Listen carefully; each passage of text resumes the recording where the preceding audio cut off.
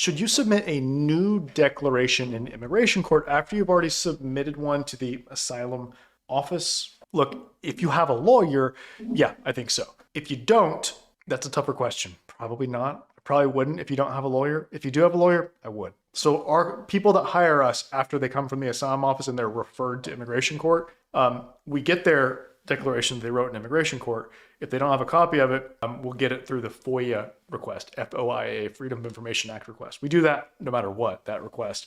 So we'll get a copy of their entire immigration file. And we will do a new declaration for them in immigration court. Now, it needs to be hopefully consistent with what was in the declaration at USCIS.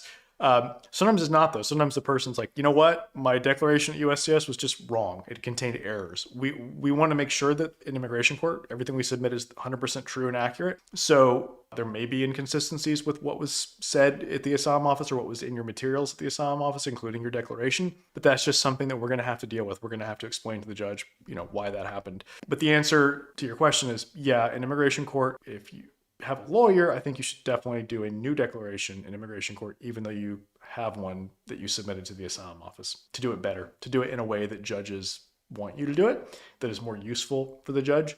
So yeah,